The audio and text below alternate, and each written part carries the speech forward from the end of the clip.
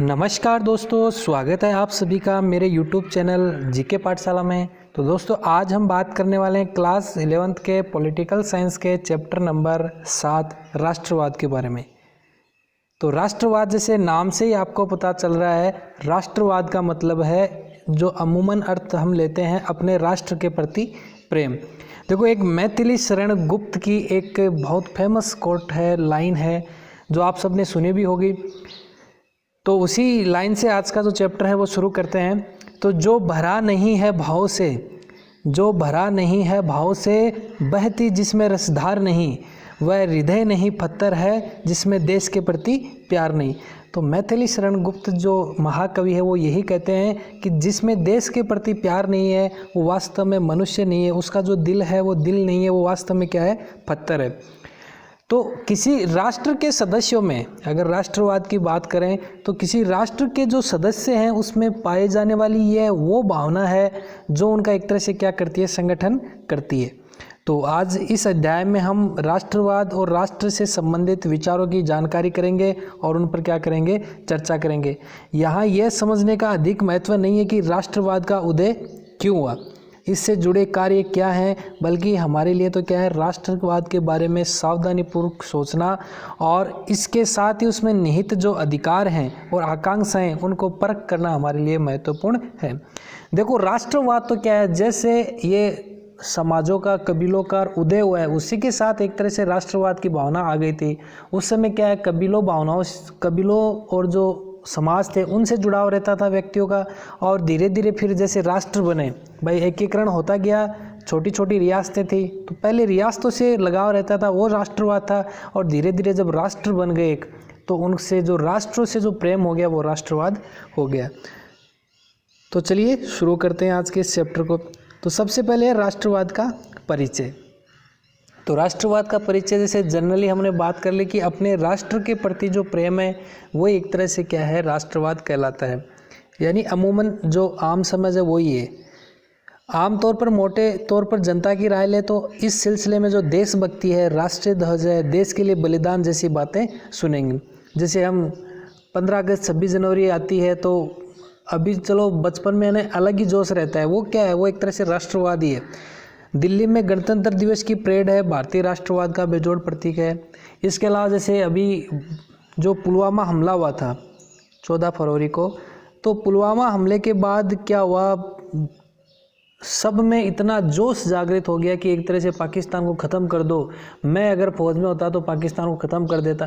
कहने का मतलब लोगों में जोश भर जाता है, वो क्या है, एक तरह से राष्ट्रवाद ही है। तो यह प्रतीक सत्ता और शक्ति के साथ साथ विविधता की भावना को भी प्रदर्शित करता है। देखो, सत्ता और शक्ति दोनों अलग अलग चीज़ें हैं। शक्ति है जैसे हम किसी बलशाली कोई ताकतवर आदमी है, उसकी आज्ञा का पालन करते हैं, यानी उसकी आज्ञा पालन करते हैं, वो तो क्या है, शक्ति। यानी उसकी शक्ति के बल पर हम आज्ञा पालन कर रहे हैं उसका। यही जैसे एक चौराहे के ऊपर पुलिस वाला खड़ा है, बिल्कुल एकदम पतला सा है, मरियल सा है, हम बिल्कुल हष्ट पुष्ट है, लेकिन फिर भी वो हाथ से इशारा करता है तो हम रुक जाते हैं, वो क्या है, सत्ता। दोनों में अंतर समझना महत्वपूर्ण है। सत्ता और शक्ति, शक्ति है वो जैसे बलशाली के नियमों का पालन करते हैं, आज्ञाओं का पालन करते हैं, वो है शक्ति। और जैसे किसी सरकार ने उसको अनुमति दे रखी है, वो क्या, एक तरह से सत्ता। भाई यातायात पुलिस हमें रुकवाती है तो हम उसकी आज्ञाओं का पालन करते हैं, उनके इशारों का पालन करते हैं, वो क्या है, सत्ता है। कई लोग इस विविधता को भारतीय राष्ट्र से भी जोड़ते हैं, लेकिन अगर हम गहराई में जाने की कोशिश करें तो पाएंगे कि राष्ट्रवाद की सुस्पष्ट और सर्वमान्य परिभाषा करना आसान नहीं है। देखो, जनरली परिभाषा तो जो आम समझ है वो तो यही है कि अपने देश के प्रति प्रेम, लेकिन एक सुस्पष्ट परिभाषा की बात करें तो राष्ट्रवाद बड़ा एक ब्रॉड इलाका है, इसका एक सुसामान्य परिभाषा है, वो एक हम गढ़ दें, वो एक क्या है, लागू नहीं होती सभी चीज़ों पे। तो इसका मतलब ये नहीं कि हमें अपने प्रयास छोड़ देने चाहिए। राष्ट्रवाद का अध्ययन करना इसलिए ज़रूरी है कि वैश्विक मामलों में ये बहुत ही महत्वपूर्ण भूमिका निभाता है। तो वैश्विक मामले हैं उनमें राष्ट्रवाद बहुत महत्वपूर्ण भूमिका निभाता है। जैसे कई बार राजस्थान सरकार है या भारत सरकार है, ये जो विदेश में बसे हुए लोगों उनसे आग्रह करती है कि आप अपने देश में आओ। जैसे राजस्थान वाले करते हैं, पधारो हमारा देश, तो ये तो वैसे पर्यटन विभाग का है, लेकिन फिर भी वो कई बार ऐसे सम्मेलन आयोजित करती है और जो विदेशी लोग हैं उनको अपने यहाँ निवेश के लिए क्या करती है, उनको कई सारी सुविधाएं भी देती है कि भाई आपका जो मूल स्थान है वो यही है, तो आप अपने राष्ट्र के प्रति क्या है ज़्यादा जिम्मेदारियां निभाओ। तो पिछली 2 शताब्दियों के दौरान राष्ट्रवाद एक ऐसे सम्मोहक राजनीतिक सिद्धांत के रूप में उभरा है जिसने इतिहास रचने में योगदान किया है। तो राजनीतिक सिद्धांत में हमने पढ़ा था, राजनीतिक सिद्धांत क्या है, जो ये अवधारणाएं हैं इनका अध्ययन है। तो उन्हीं अवधारणाओं में एक क्या है, राष्ट्रवाद भी है। इसने उत्कट निष्ठाओं के साथ साथ गहरे विद्वेषों को भी क्या है, प्रेरित किया है। इसने जनता को जोड़ा भी है तो विभाजित भी किया है। भाई राष्ट्रवाद से देखो जनता जुड़ी भी है, जैसे हमने स्टार्टिंग में परिभाषा में बात करी ना कि ये सदस्यों में पाई जाने वाली वो भावना है जो उनको क्या करती है, संगठित करती है, तो जोड़ती भी है और साथ में विभाजित भी करती है। यानी एक देश के लोग हैं वो दूसरे देश के प्रति नफरत रखते हैं, वो एक तरह से विभाजित करना है। इसने अत्याचारी शासन से मुक्ति दिलाने में भी मदद की है। तो इसके साथ साथ ये विरोध, कटुता और युद्धों का कारण भी रहा है। जैसे भारत की बात करें तो भारत अंग्रेजों से आज़ाद हुआ तो वो इसी के फलस्वरूप हुआ कि लोगों में राष्ट्रवाद की भावना कूट कूट कर भरी हुई थी। साथ ही युद्धों का कारण भी रहा है, जो हमने बात करी अभी, ज़्यादा राष्ट्रवाद है, अति राष्ट्रवाद, वो भी क्या है, युद्ध का कारण बनता है। साम्राज्यों और राष्ट्रों के ध्वस्त होने का कारण भी यही है। जो जर्मनी के तानाशाह थे, हिटलर, मुसोलिनी, तो इनका कारण भी क्या है, यही रहा है, अति राष्ट्रवादी संघर्षों ने राष्ट्रों और साम्राज्यों की सीमाओं के पुनर्निर्धारण में योगदान किया है। आज भी दुनिया का एक बहुत बड़ा भाग विभिन्न राष्ट्र राज्यों में बटा हुआ है। तो ये तो हम देख ही रहे हैं कि दुनिया में अलग अलग देश बने हुए हैं। हालांकि राष्ट्रों की सीमाओं के पुनर्संयोजन की प्रक्रिया अभी खत्म नहीं है और मौजूदा राष्ट्रों के अंदर भी अलगाववादी संघर्ष एक आम बात है। तो सीमाओं का संघर्ष वो अभी भी क्या चलता रहता है। और ये भी क्या एक राष्ट्रवाद की भावना है। एक प्रत्येक राष्ट्र ये सोचता है कि मैं अपना इलाका बढ़ाता जाऊं, उसी से ही तो क्या है ये साम्राज्यों का पतन हुआ था। तो ये सारी चीज़ें हैं वो सब किससे संबंधित है, राष्ट्रवाद से ही संबंधित है। अब राष्ट्रवाद कई चरणों से गुजर चुका है। उदाहरण के लिए 19वीं शताब्दी की बात करें तो वहाँ भी पहले छोटी छोटी रियासतें थी और उन्हीं का एकीकरण करके क्या है राष्ट्र राज्यों की स्थापना की गई थी। जैसे बात करें भारत की तो भारत में भी क्या खूब रियासतें थी और उन रियासतों का सरदार वल्लभ भाई पटेल जी के द्वारा एकीकरण किया गया और जो वर्तमान भारत है वो अस्तित्व में आया था। जैसे जर्मनी और इटली के एकीकरण की बात करें तो जर्मनी भी उस समय 300 से ज़्यादा छोटी बड़ी रियासतें थी, उनमें बटा हुआ था। और जर्मनी के एकीकरण में एक व्यक्ति का नाम आता है जिसका नाम है बिस्मार्क। इनका महत्वपूर्ण योगदान था जर्मनी के एकीकरण में। और इटली के एकीकरण की बात करें तो वैसे तो नेपोलियन को है इटली में राष्ट्रवाद का जन्मदाता माना जाता है, नेपोलियन को। और वैसे महत्वपूर्ण रोल इसमें किसने अदा किया था, गैरीबाल्डी ने रोल अपना अदा किया था इटली के एकीकरण में, गैरीबाल्डी। तो ये 2-3 नाम हैं, गैरीबाल्डी, नेपोलियन और बिस्मार्क। लैटिन अमेरिका है, उसमें भी बड़ी संख्या में नए राज्य भी स्थापित किए गए थे। राज्यों की जो सीमाएं थी उनके सुदृढ़ीकरण के साथ साथ स्थानीय निष्ठाएं और बोलियां भी उत्तरोत्तर राष्ट्रीय निष्ठाओं एवं सर्वमान्य जनभाषाओं के रूप में विकसित हुई। तो खुद की जो रीति रिवाज है, निष्ठाएं, परंपराएं, संस्कृति है, इसके साथ साथ जो वहाँ की बोलियाँ, कल्चर था, वो भी क्या है धीरे धीरे राष्ट्रवाद के साथ साथ क्या है धीरे धीरे बढ़ता रहा और एक सर्वमान्य जनभाषा के रूप में वो आ गए।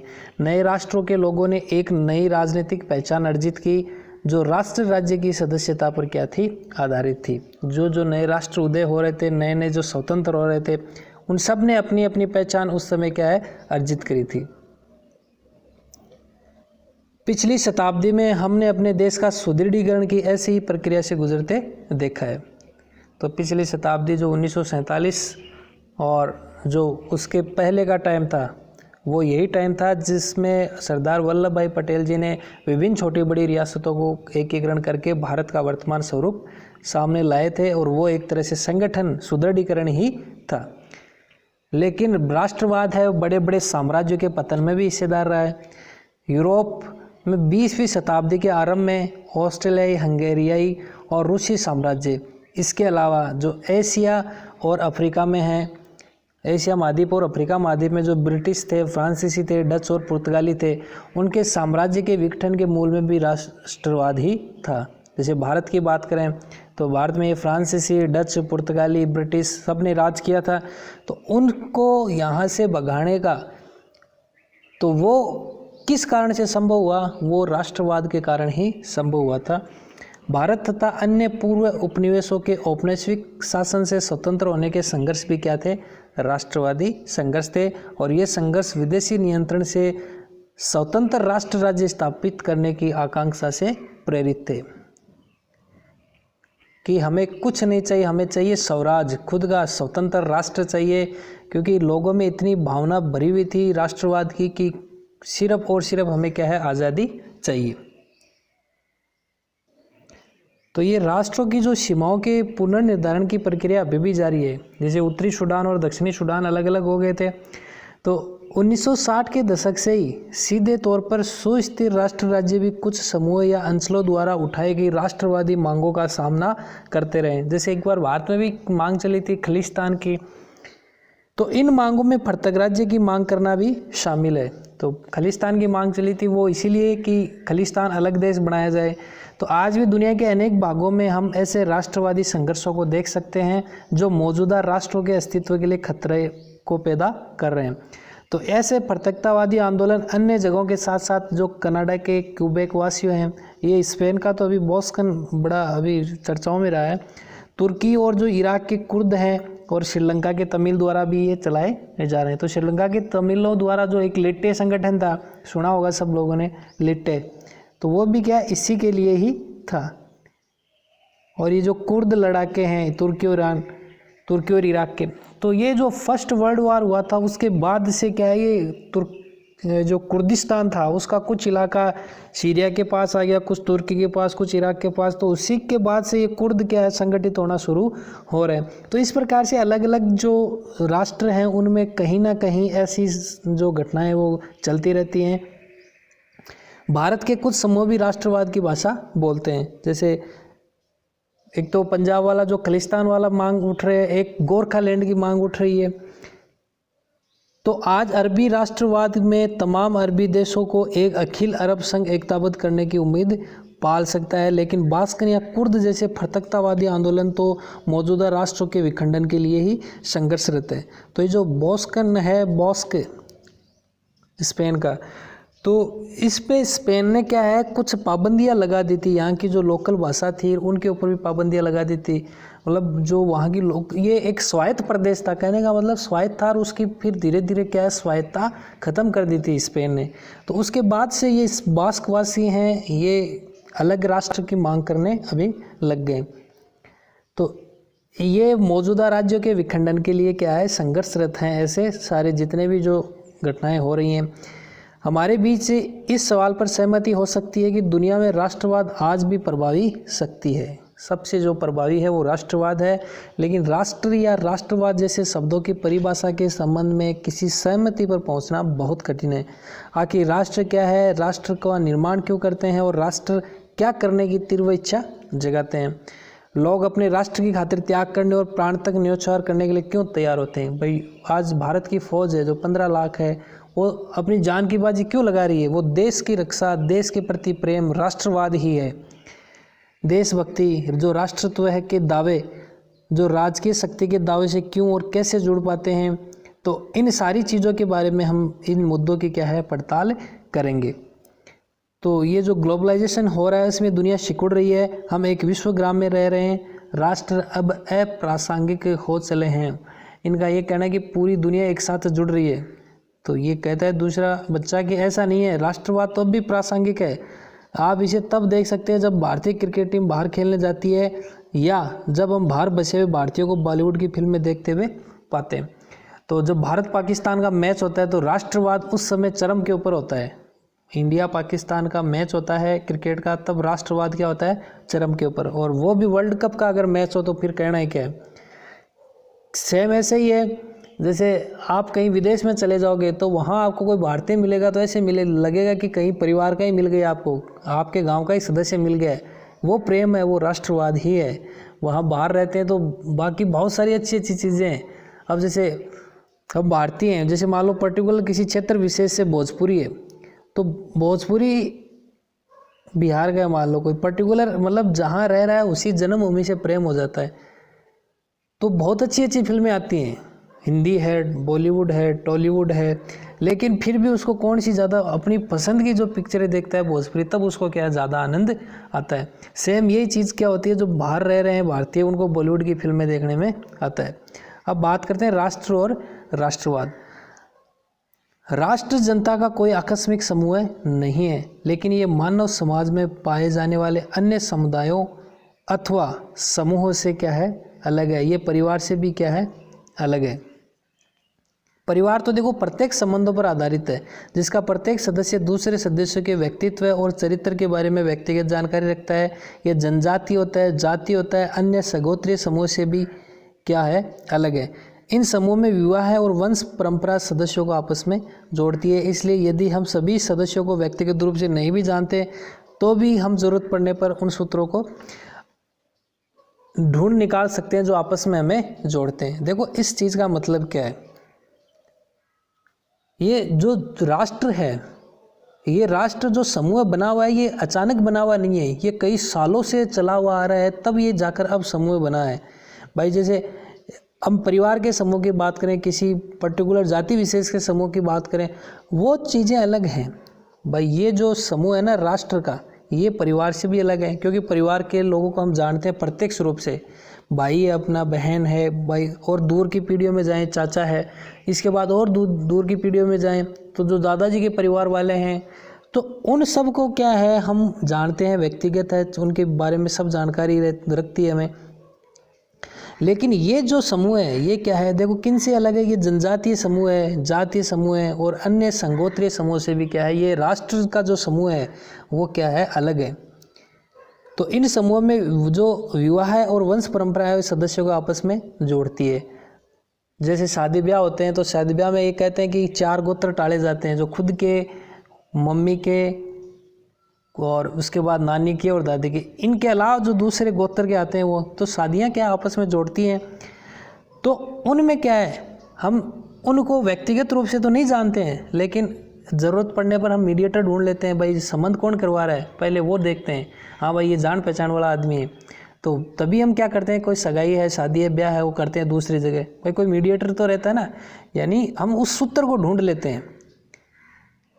लेकिन राष्ट्र के सदस्य के रूप में हम अपने राष्ट्र के अधिकतर सदस्यों के सीधे तौर पर कभी न कभी जान पाते और नहीं उनके साथ वंशानुगत नाता जोड़ने की ज़रूरत पड़ते हैं। फिर भी राष्ट्र का वजूद है, लोग उनमें रहते हैं और उनका आदर करते हैं। अब मान लो हम विदेश में गए हैं, वहाँ हमें कोई बिहार का व्यक्ति मिल जाता है, तो हम तो ये समझेंगे कि हमारे परिवार का व्यक्ति मिल गया है।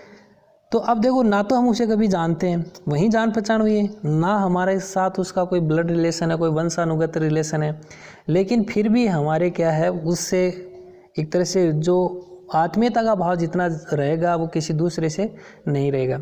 तो आमतौर पर यह माना जाता है कि राष्ट्रों का निर्माण ऐसे समूह द्वारा किया जाता है जो कुल या भाषा अथवा धर्म या फिर जातीयता जैसे कुछ एक निश्चित पहचान का सहभागी होता है।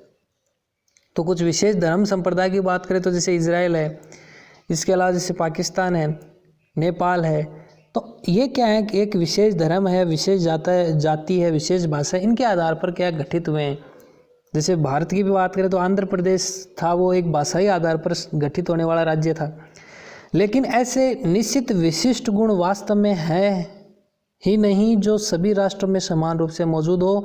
कई राष्ट्रों की अपनी कोई एक सामान्य भाषा नहीं है, जिसमें जो मेन एग्जाम्पल है वो किसका है, कनाडा का है।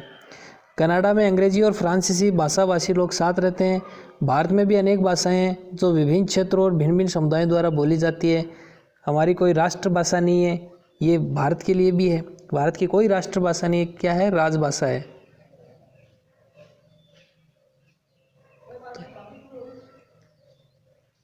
बहुत से राष्ट्रों में उनमें जोड़ने वाला कोई सामान्य धर्म भी नहीं है। नस्ल या कुल जैसी अन्य विशिष्टताओं के लिए भी ये नहीं कहा जा सकता। जैसे भारत की बात करें तो भारत में क्या है, सारे धर्म के लोग रहते हैं, कोई पर्टिकुलर धर्म का यहाँ कोई है नहीं जिससे क्या जुड़े। भारत तो क्या है, विविधताओं में एकता, सब अलग अलग हैं लेकिन फिर भी क्या है, सब एक है। तब यह क्या है जो राष्ट्र का निर्माण करता है। राष्ट्र एक बहुत हद तक काल्पनिक समुदाय होता है जो अपने सदस्यों के सामूहिक विश्वास, आकांक्षाओं और कल्पना को सहारे एक सूत्र में बंधा होता है। यह कुछ खास मान्यताओं पर आधारित होता है जिन्हें लोग उस समग्र समुदाय के लिए गढ़ते हैं और जिनसे वे अपनी पहचान कायम रखते हैं। आइए हम राष्ट्र के बारे में लोगों की कुछ मान्यताओं को पहचानने की और समझने की कोशिश करें। भाई कैसे जुड़ते हैं? भाई कोई बना बनाया संगठन नहीं है, अपने आप जुड़ा है, एक तरह से काल्पनिक है जिसमें क्या है, लोगों का विश्वास है। भाई हम भारत वाले हैं, भारत वाले पे ज़्यादा विश्वास करेंगे ना कि किसी दूसरे पर। हमारी इनसे आकांक्षाएं ज़्यादा रहती है। जैसे हम स्टार्टिंग बात करें, राजस्थान सरकार भी क्या कई बार ऐसे करती है, जो प्रवासी है वो यहाँ निवेश करे ज़्यादा से ज़्यादा, तो आकांक्षाएँ रहती हैं, कुछ कल्पनाएँ रहती हैं, उनके सहारे क्या है, ये राष्ट्र जैसा समूह है वो अस्तित्व में आया है। तो ये कुछ मान्यताएं हैं, उनके बारे में हम बात करते हैं, जिनसे क्या है, एक राष्ट्र जो समाज है, राष्ट्रवाद है, उसका उदय होता है।